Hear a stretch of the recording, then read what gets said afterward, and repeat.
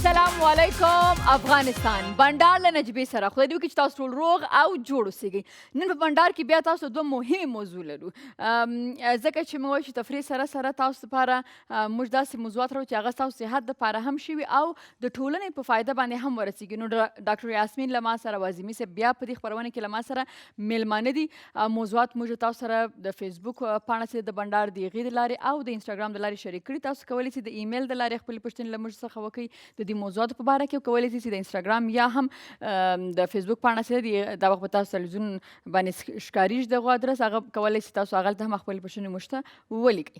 ښه، نن مې غوښتل چې یو کوچنۍ غوندې خبره له تاسو سره شریکه کړم، هغه دا ده چې مثبت اوسېدل د نورو دپاره خو به فایده لري خو په خپله د انسان دپاره ډېره زیاته فایده لري. یعنې هغه انسان چې هغه منفي فکر ولري او همیشه په بل کې منفي شیان ګوري، منفي خبرو ته یې پام وي، او په خپله ذهني او جسماني ډېر ستړی، یعنی هغه ټوله خپله انرژي چې کموي هغه په دې باندې خلاصوي چې د فلاني غلطي کار غلط ته، فلانی شی داسې ده، فلانی شی په دې ټولنه کې همیشه، او هغه په خپله هم اذیت کوي. دغه منفي سوچ چې ده هغه انسان د خپله څه ورته وایي چې پوهېږي پرې نه، خو هغه په خپله ټول یو منفي شخصیت جوړ سي او هغه په خپله هم چې کله دا شیان ګوري هغه ته منفي سوچ راځي، منفي سوچ سره هغه په خپله د هغه ذهن چې دی هغه همیشه ستړی او هغه همیشه د ژوند نه ستومانی، هغه همیشه نفرت او بدو خبرو ته یې پام وي. نو که تاسو ګورئ ولې دا د موږ او تاسو ټولنه چې ده موږ همیشه مشکلات لرو، موږ همیشه وی دا خلک خو ډېر بد نیته دي، وی دا خلک خو ډېر بخیله دي. کله هم دا سوچ کړي دا خلک څوک دي؟ خلک خو موږ او تاسو هستو نه، د بلې دنیا نه یا د بل وطن نه خو خلک نه یو راغلي نه افغانستان ته، صحیح ده. نو موږ ولې داسې یو؟ ځکه چې موږ همیشه بېجا قضاوت کوو، منفي سوچ او فکر ډیر زیات لرو خلکو دپاره، صحیح ده.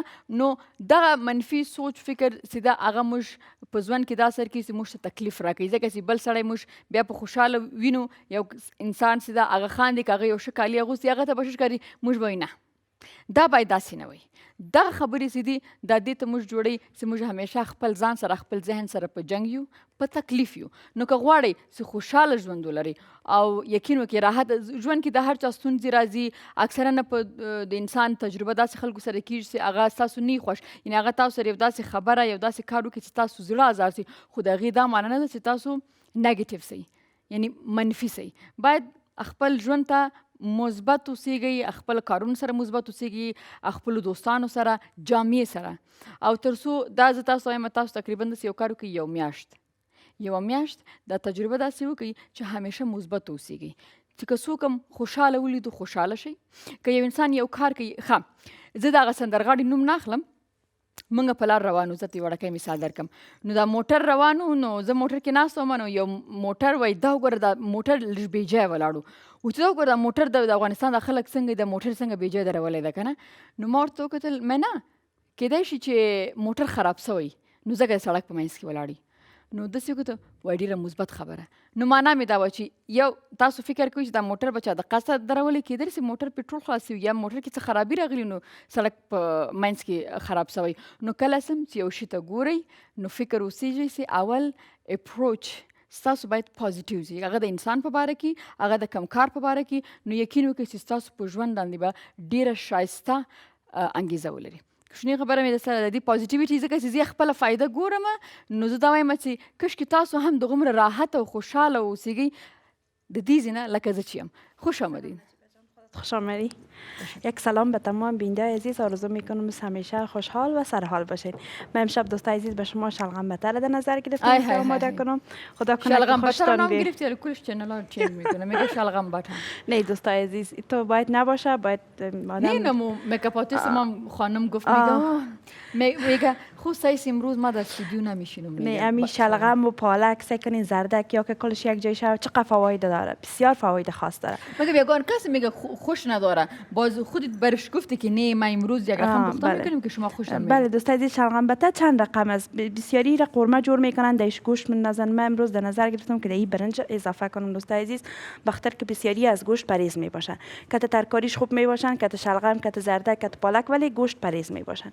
دوستای عزیز پالک داریم. پیاز است، زردک است، شلغم است، برنج است، مرچ سیاه است، مرچ سرخ است، مصالحه قرمه است، 4 مصالحه برنج است و نمک می باشه. یک دفعه سعی میکنیم ریکارد که چند شده. یک سوال دارم. یعنی 4 مصالحه 4 مصالحه زیره داره.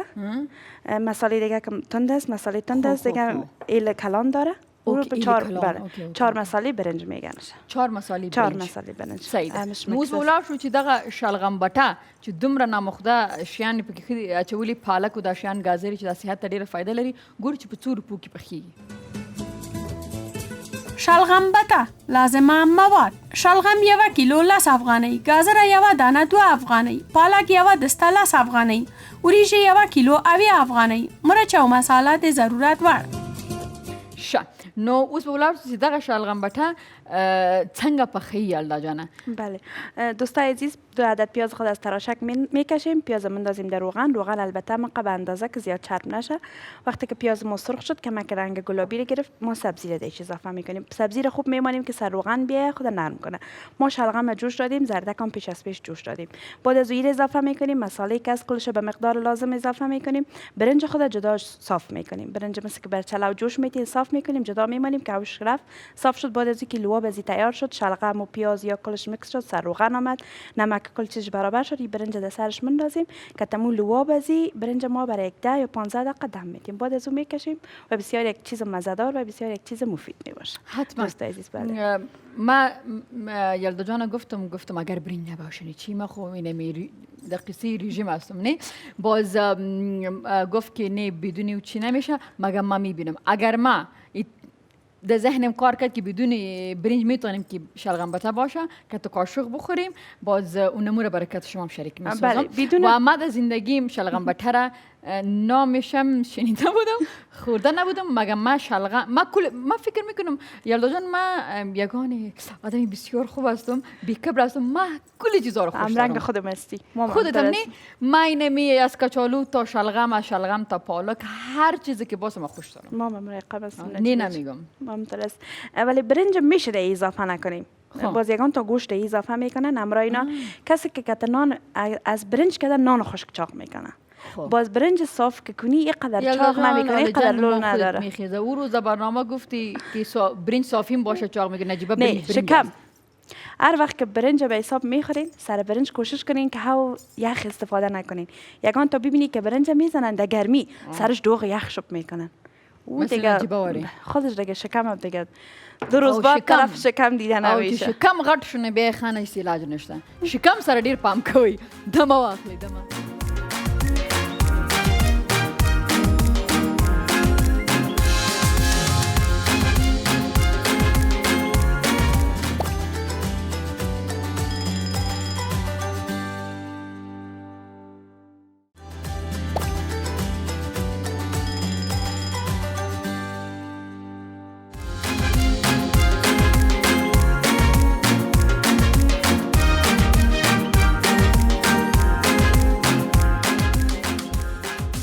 بیا راغلاست خبرونه بنډار له نجیبې سره او بیا هم موضوع چې کومه خوخه کړې ده هغه د خويندو سره تړاو لري، ځکه چې زمونږ هغه خويندې چې هغه مور جوړیږي حمل نیسي نو هغه وخت هغه څه مشکلات لري. نو په دې کې له ما سره ډیره مهربانه ډاکټر یاسمین دلته ناسره.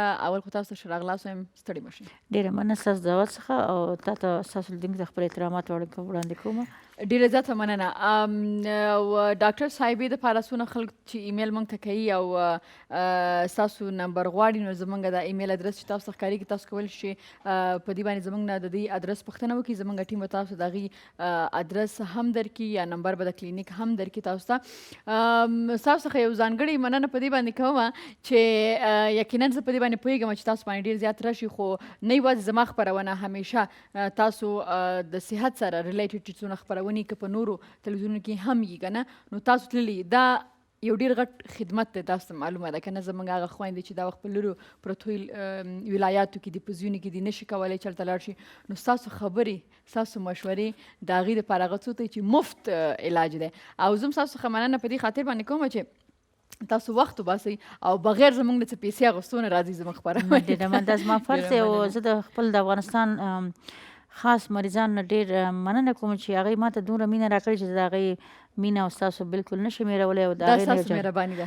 بلکل دواړه لاسونه چې دواړه لاسونه نه نو کېږي. هغې مهرباني ستاسو مننه چې تاسو په دې ځای کې هم د خپل وطن دپاره او د خلکو دپاره خدمت کوئ او د هغې دپاره وخت وباسئ. راځئ مننه. داسې وکړو چې د نن موضوع چې کومه ده د هغې باره کې به د ویډیو کلیپ وګورو، بیا بېرته راستانه کېږو او بنډار ته ادامه ورکړو. حاملګي د مور او ماشوم لپاره یو حساس پړاو دی چې په ښه ډول باید ترې ساتنه او پالنه وشي. د حمل په جریان کې د ځینو میرمنو فشار لوړیږي چې مور او ماشوم ته یو لړ ستونزې پیدا کوي. د حاملګي پر مهال باید مور هم د خپل او هم د خپل د ماشوم د روغتیا پاملرنه وکړي. لکه د خپل ماشوم د روغتیا معلومولو لپاره باید ډاکټر ته مراجعه وشي. مور باید پروتین لرونکي خواړه وخوري، له نشهیي توکو او کافین څخه ځان وساتي، درانده کارونه ترسره نه کړي. مور باید له ډېر ذهني فشار څخه وساتل شي، نرمې او راحت کوونکي جامې واغوستل شي. د حاملګۍ پر مهال له زیاتو درمل خوړلو ډډه وشي. د ډېرو اوبو په څښلو سره د خپل او ماشوم صحت ته پاملرنه وکړي.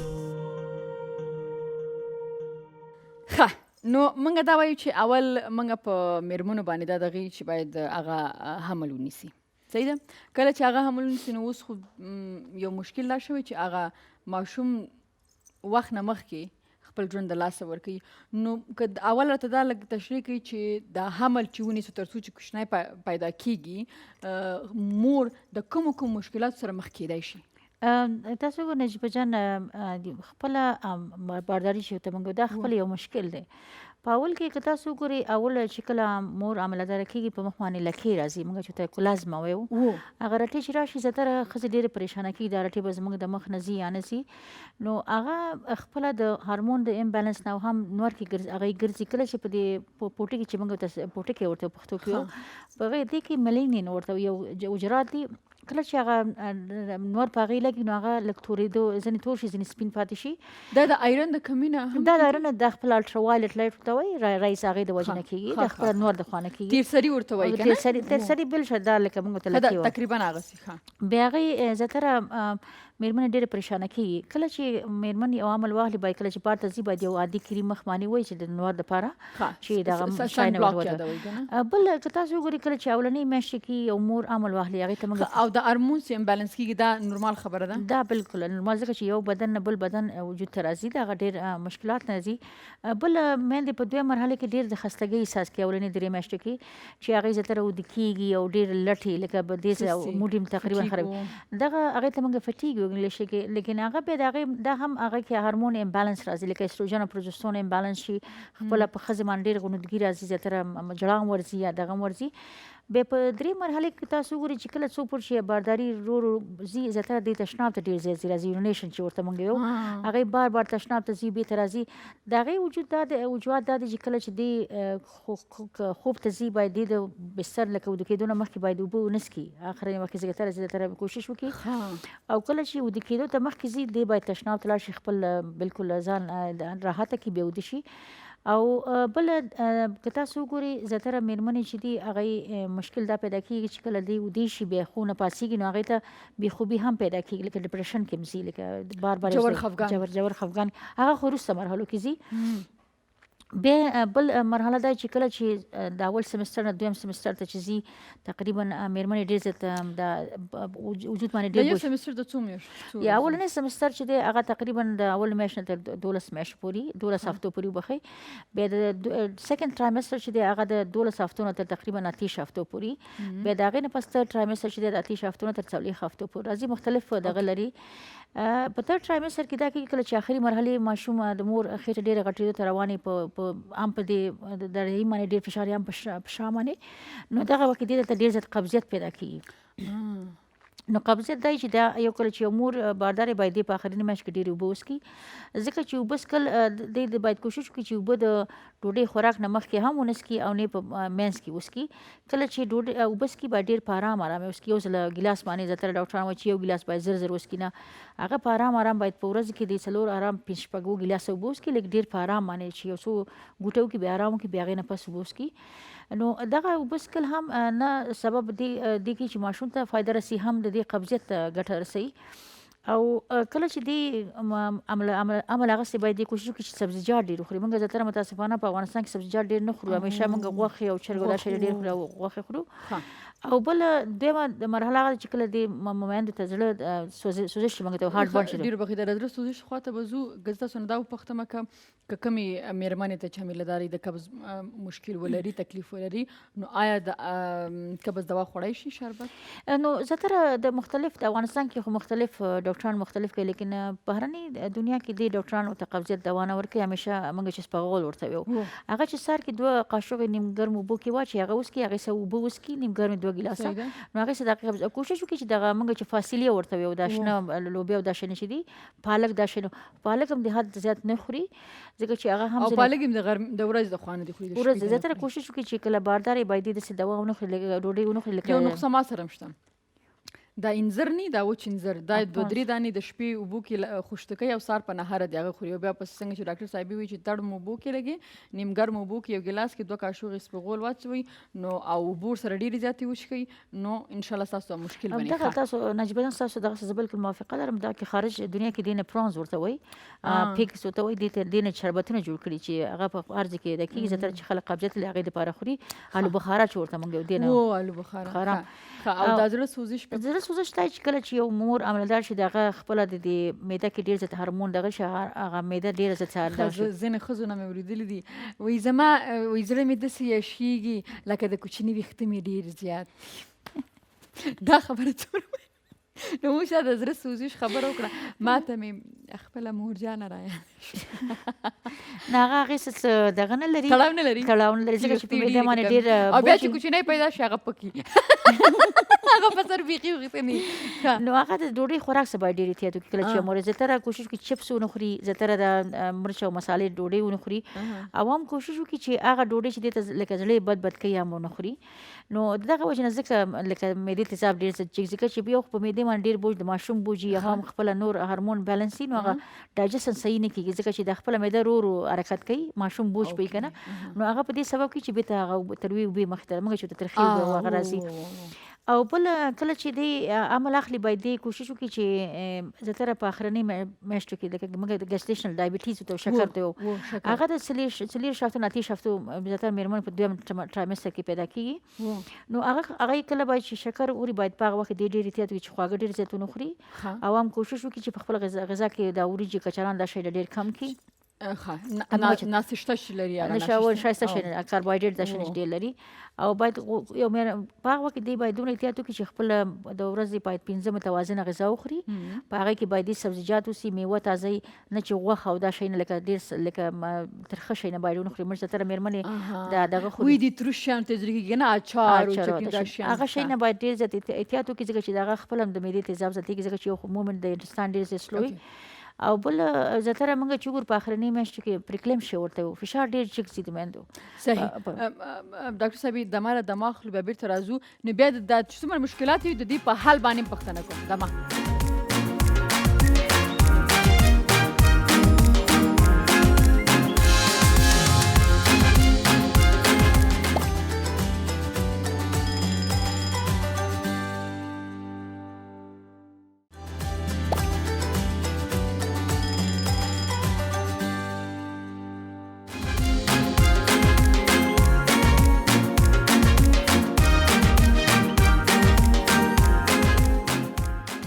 یو ور بیا شو راغلاست خپرونه بنډار له نجیبې سره. له ما سره ډاکټر رسمی ناسته ده او موږ دا خبرې کوو چې کوم وخت کې یو ښځه بارداره شي یا حمل لري یا پریګننټ، نو هغه باید کوم مشکلات سره مخ کېږي او د هغې دپاره څوک. نو موږ مخکې چې د مې د تلو موږ په دې ټولو خبرو کې چې یو ښځه چې پریګننټ شي یا بارداره شي هغه کوم مشکلات هغې ته مخې ته راتلی شي.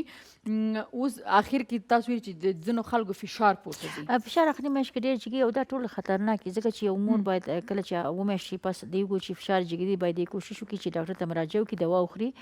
لیکن متاسفانه افغانستان کې د جزئیات ډېر زیات توجه نه ورکوي. دا هم سبب د مور کېږي هم د ماشوم. نو دا د چا د کومې مېرمنې فشار پورته کیږي همداسې چې دا ډېر بیا څه مشکل ورته پیدا کېدای اول ته پریکلمشیا ځي. هغه وخت کله چې د پریکلمشیا ته لاړ شي د هغې زیاتره سر یې خوږېږي، زیاتره سترګې تاویږي راتاویږي، هم زیاتره فشار وجې نه د پښې او لاسونه یې پړسېږي.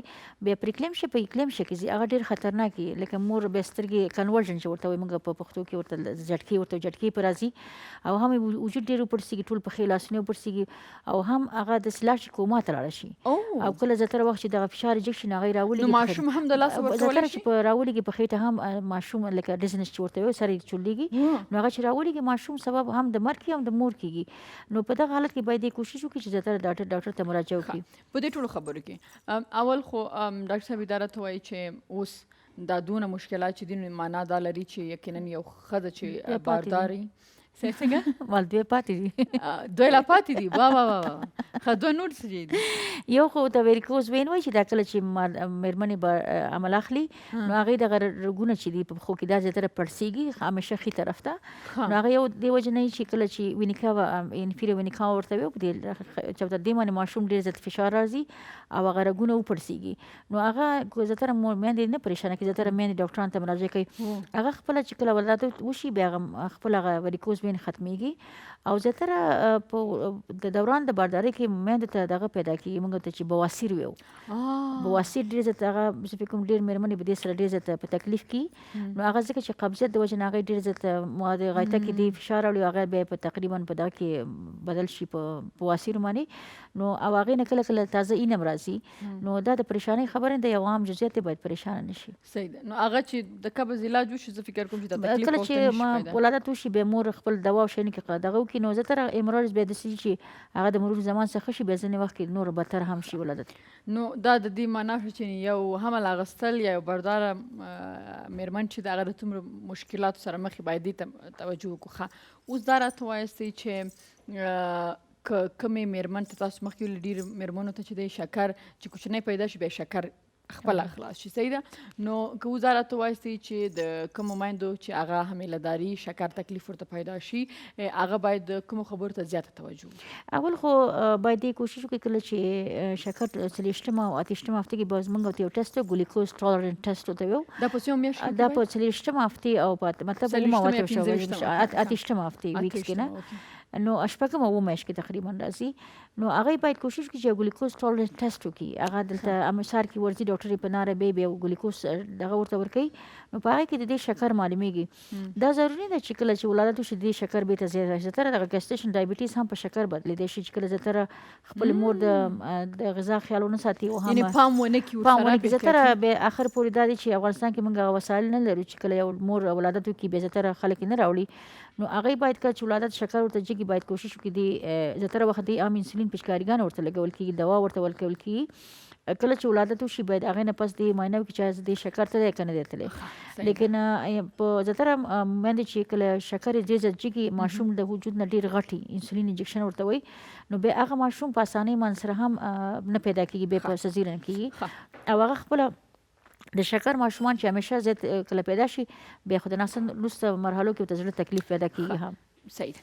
ډاکټر صاحب بله پوښتنه مې دا ده چې کله د پریګننسۍ په وخت کې چې نو هغه وخت کې که لږ بلیډینګ کېږي هغه وشي نو هغه وخت کې مېرمن باید څه وکړي؟ زیاتره بلیډینګ ډېرو بخښئ یعنې بلیډینګ پیش ما نه زم چې دوی باید پوه شي که وینه لږ راځي نو هغې دپاره که مور پوه شي په ځان باندې نو څه وکړي؟ اولنۍ درې میاشتو کې که تاسو وګورئ په جهان کې 80% مېرمنې سخت کوي، 50% نور هم په دا درې میاشتو کې کوي.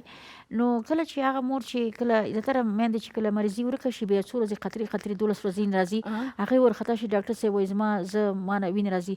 هغې باید په دې خبر شي چې دغه هغې ته موږ کنسپشن وایو چې کله یو مور عملداره کېږي دغه 12 ورځې پورې تقریبا ځینې وخت 3 میاشتې پورې قطره نه راځي. خطره د هغه وخت چې کله چې د یو مور یو قاشق نه زیاته زیات شي بیا په خېټه کې درد دي، شا ملای درد هم کوي او زیاتره یخه خولې پرې راځي او وینه ډېر زیات پرې ځي.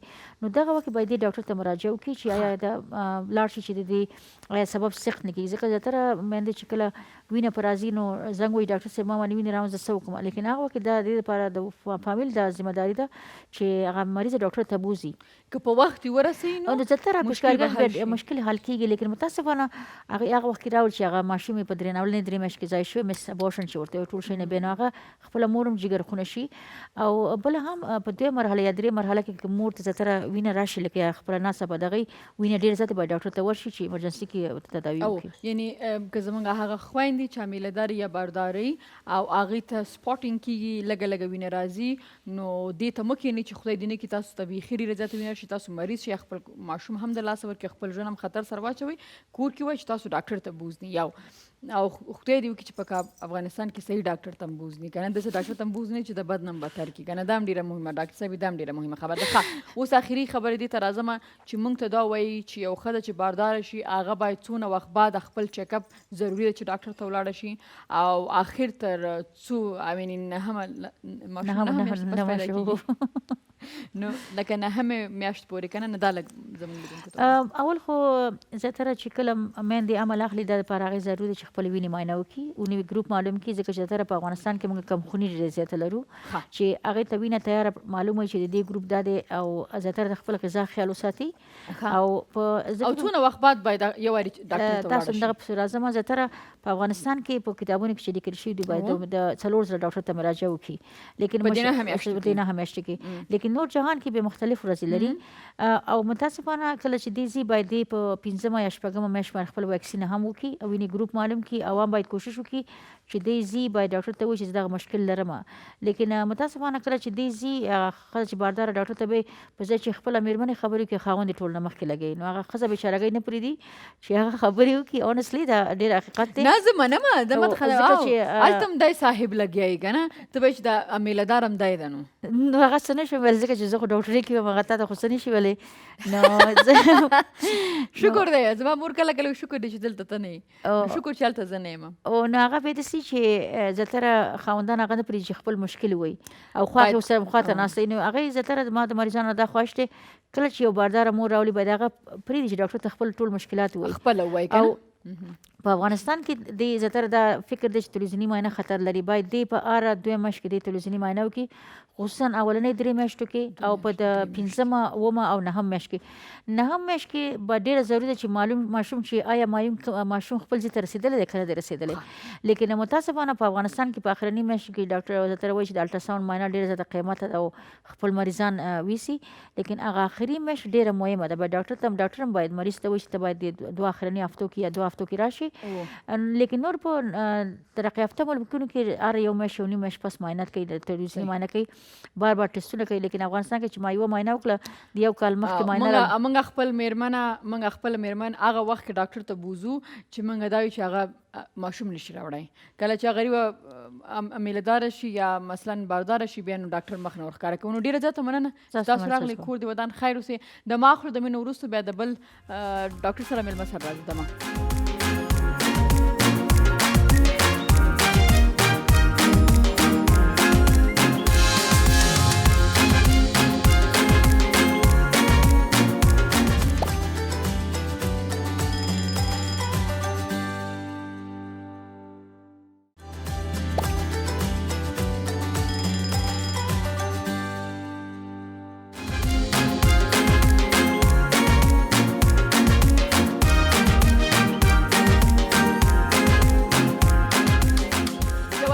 راغلاست خپرونه بنډار له نجیبې سره د هر انسان په ژوند کې ډېرې مرحلې ډېرې زیاتې مهمې او یوه مرحله چې زه فکر کوم د هرې جلۍ او هلک دپاره ډېره زیاته مهمه هغه د واده کول ځان دپاره د خپل ژوند ملګری ټاکل همسفر خوښول ځان دپاره دا ډېره مهمه خبرې په دې باره باندې نن زه خبرې کومه ډېر محترم ډاکټر عظیمي صاحب ښه راغلاست اول خو سلامت اوسئ زه هم خپل سلامونه او نیکې هیلې نجیبه جانو تاسو ته او د بنډار ټولو اورېدونکو او لیدونکو ته وړاندې کوم د تا په خبره یوه خبره ور اضافه کوم چې ټول دغه هیله لري خو نه پوهېږي چې دغه مسله چا سره شریکه کړي ځکه چې دا نور زیاتې اسانه نه ده نور د موږ د پلرونو د نیکونو وخت نه ده چې مدام یو چېرته په اصلاح په نامه کې وي زیاتې موږ هم خوشحاله سو او ارامه ژوند وکړو دا اوس دستي زما په خیال ډیری کوزدې ودونه په کابل کې د اقل فسخه کېږي بیرته سره لرې کېږي او دا علت دا ده چې یا لرې کېږي یا ټول ژوند په مشکل په درد په خفګان کې دی چې هغه هم رواني تکلیف دوی ته پیدا کوي هم جسماني هم ټولنه ورسره په تکلیف هم کورنۍ هم خپله نو عظیمي صاحب ولې چې ډېر ښه ارواپوه دی ما غوښتل چې په دې باندې په دې مشکل باندې خبرې وکړو نن لږ ازادې خبرې په دې باندې وکړو ځکه چې زموږ ډېر ځوانان چې دي ډېرې خویندې چې دي ډېر سړي چې زموږ جامع یو رقم ته مریضه شوې ده دا ډېر مهمه موضوع ده نو اولنۍ ټوله مهمه خبره چې راځي همیشه هغه که هلک یا د جلۍ د خوانۍ ښایست دا یو معیار اول باید یوه خبره یادونه وکړم خپله دغه واده نه ده د واده اصلا 3-4 پړاوه لري ښه کله چې په لومړي ځل یوه نجلۍ والک سره ویني نو دوی د ځینو جسمي جنسي عاطفي مسایلو په اساس په اصطلاح دوی یو هغه سره ښیي یو ډول تمایل سره ښیي دا کفایت نه کوي د واده لپاره ښه بیا دویم پړاو دی چې دوی خپل شرایط ګوري چې زه له علمي اړخه له فرهنګي اړخه د سن له اړخه د عمر له اړخه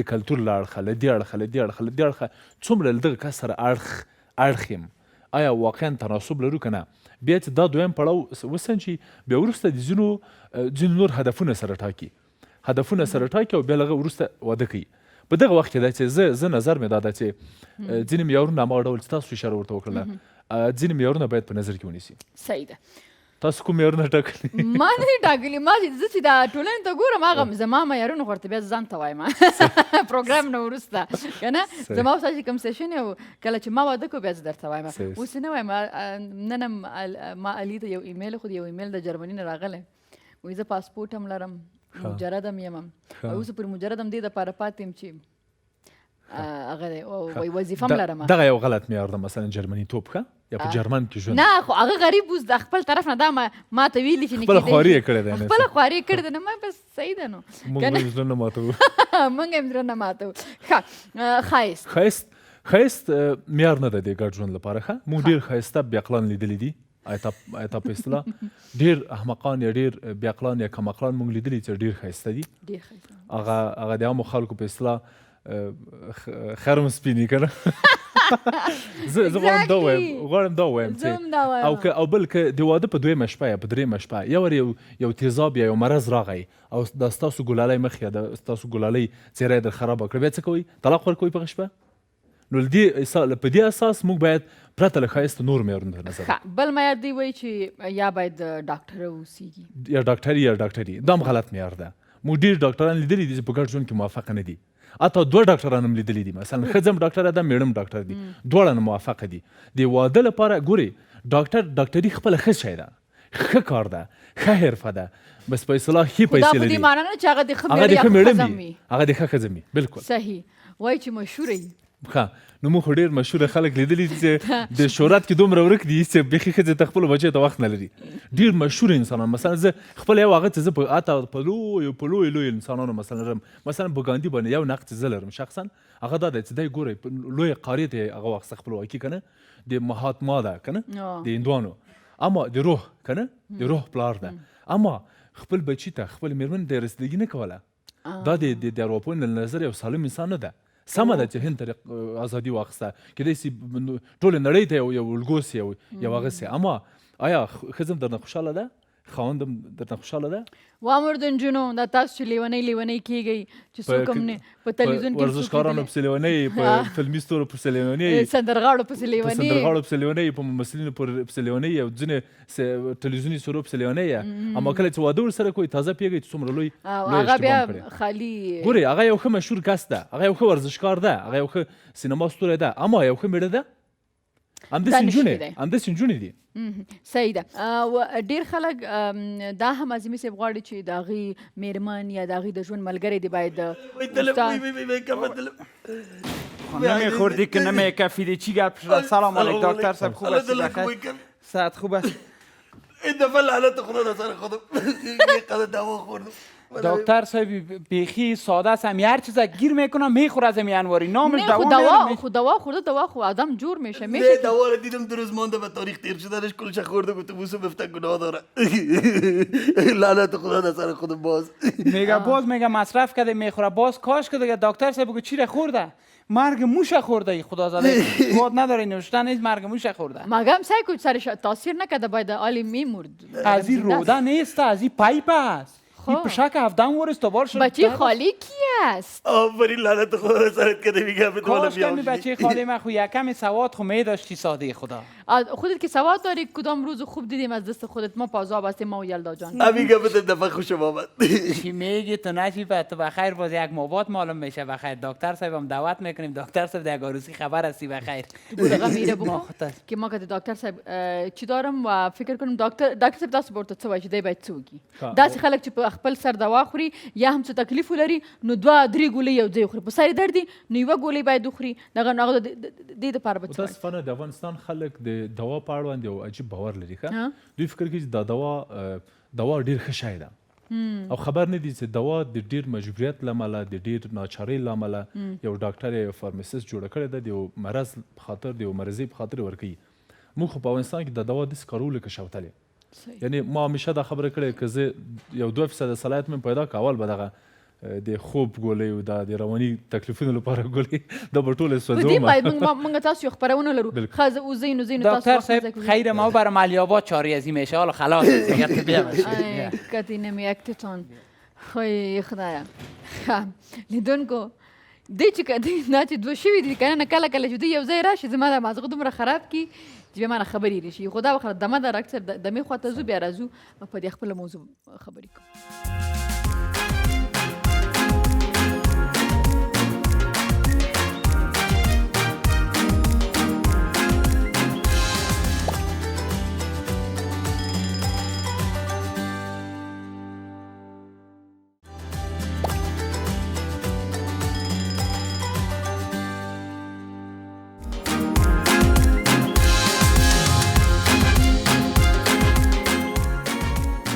یوارې بیا راغلاست خپرونه بنډار له نجیبې سره ښه ډېر خلک بیا دا وایي چې زما د ژوند ملګری د دیني عالمه وي یا د عالم وي دا معیار دا معیار نه ده حتی له دیني اړخه معیار نه ده ښه یعنی ډېر داسې دیني عالمان یا مثلا ډاکټر صاحبان یا ډېر پروفیسوران یا ښه خلک پوه خلک مو لیدلي دي چې هغه ښه دیني عالم دي ښه مفتي دي ښه شخصیت دي خلکو ته ډېره ګټه رسېدلې ده اما ښه خاوند او ښه مېرمن نه دي یعنی د دوی عالمیت یا علمیت د دوی پروفیسوري د دوی شهرت په خپل ځای هغه خپله یو ښه توب ده اما د واده معیارونه او د واده لپاره ځینې سټنډرډ هغه فرق بیا ډېر خلک چې دا وایي چې کور نه وتښتېږو د کور نه تښته ښه ګورئ تاسو ډېر ځله داسې پېښېږي ځینې خلک وایي زه ځان وزنمه زه ورته وایم چې ته د دې دنیا تکلیفونو ته تاب رانه وړه نو ته په بغه دنیا څه کوې هلته به څنګه تاب راوړې نو راځه او دا مهمه ده ښه یعنې همو خلکو ته زه معمولا توصیه مې دا چې کله ته ځان وزنې نو له دې دونه چې تکړه یې چې ځان هم وزلی سې خو همدغه انرژي در واخله په یو تصمیم یوه پرېکړه چې جوړه سي یعنې د کور د ستونزو د کور د تاوتریخوالیو د کور د ناملایماتو په خاطر موږ باید واده ته پناه ونیسو ځکه چې موږ واده دا هغه نه ده دا معیار نه ده د واده لپاره کیدای سي له دې نه بدتره سوال ته کیدای سي له دې نه نورې ستونزې ماته راته پیدا سي مثلا ځینې خلک وایي استاد له دغه کس سره دونه په عذاب یم چې غواړم مړ یې کړمه نو خو ته خو به یې اوس خو حداقل ګرځې په څوک سړکو کې خو ګرځې سبا ته به بندي والا که د کوڅې د سړک د انډیوالانو ته هم وخت پیدا کړي نو زندان ښه ده که دغه لږ تکلیف په کورنۍ کې لږ تکلیف ښه او ځینې خلک بیا وایي چې د فلاني کس سره ما عادت کړی یا پې زه مین یم یا مینه سوی ما او باید هم ده سره واده وکړم تاسو په سر کې هم دا خبره یادونه وکړله موږ 4 مسلې لرو ښه په دې برخه کې یو مینه لرو یو وابستګي لرو یعنې هغه عادت کېدل خوی اخیستل یو هم علاقه لرو یو ملګرتیا دا 4 واړه ګورئ د مینه هم سمه خبر ده د واده لپاره مینه د واده لپاره سمه خبر ده موږ د واده په سمو معیارونو کې یو معیار مینه ده چې موږ باید مین یو اما ځینې خلک چې وابسته دي مثلا ښه پوهېږي مثلا ځینې نجونې هلکان ماته راځي ښه وایي استاد زه پوهېږم چې 2 قتل یې کړي زه پوهېږم چې 15 کاله کېږي چې معتاد ده زه پوهېږم چې موږ هېڅ 14 نورو سره هم اړیکه لري اما څه وکړم عادت څه وکړم عادت یم. نو زه ورته وایم چې ګوره دا خو د ژوند لپاره معیار نه ده، د ګډ ژوند لپاره معیار نه ده.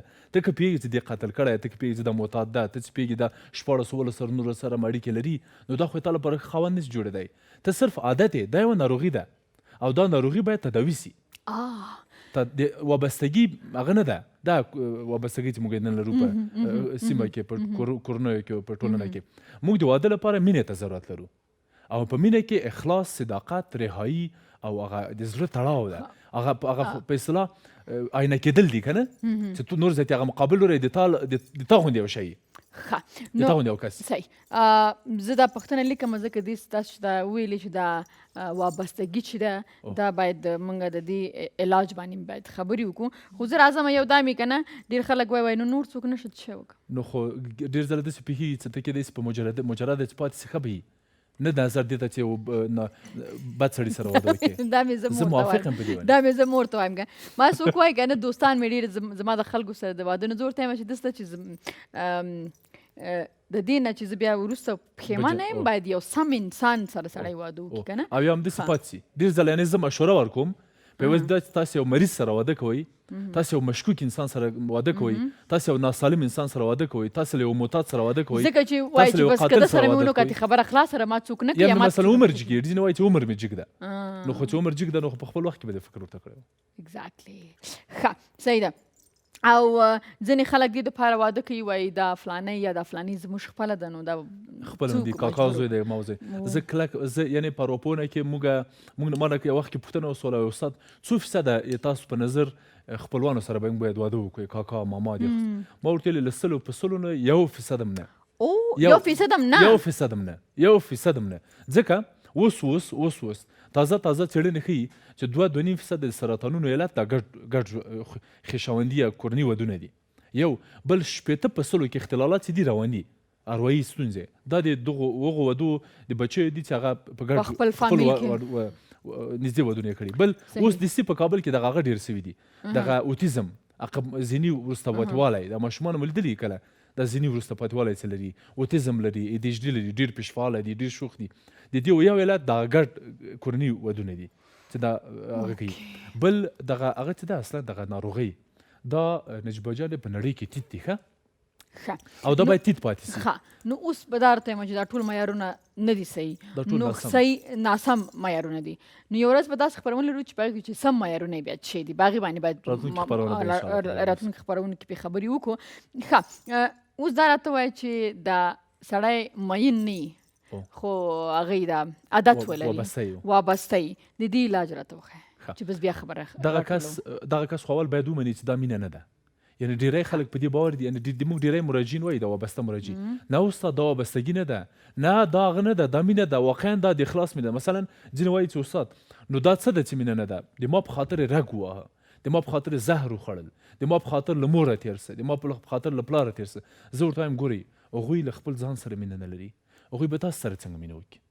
هغوی له خپلې مور سره چې په 9 میاشتې په خپل رحم کې وګرځاوه، یا یې په اصطلاح له سرو غوښو سپینې شیدې ورکړې، عمر یې ورسره ضایع سه، هغه ته چې ثابت نه سه یا په اصطلاح هغه موجود ته هغې مور ته یې چې صداقت ونه ښوده، وفاداري ونه ښودله، ایمانداري ونه ښودله، نو تا ته به څه ایمانداري وښیي؟ له دې معلومېږي چې مریض ده. ښه دا د یې ومنله، اوله خبره خو دا چې د دې ومني چې دا مینه نه ده، وابستګي ده یا عادت ده دوی. صحیح ده. بل چې وکړي چې دوی د دې مشکل نه حل شي. دا اوس تاسو لاړ سئ دغه نشهیي توکو روږدو باندې خلکو ته ووایي چې دغه یو لاس کې د خدای نوم کې دی او په دا بل لاس کې د نشهیي توکو، او ورته وایي چې تاسو انتخاب وکړئ چې کوم انتخاب وایي.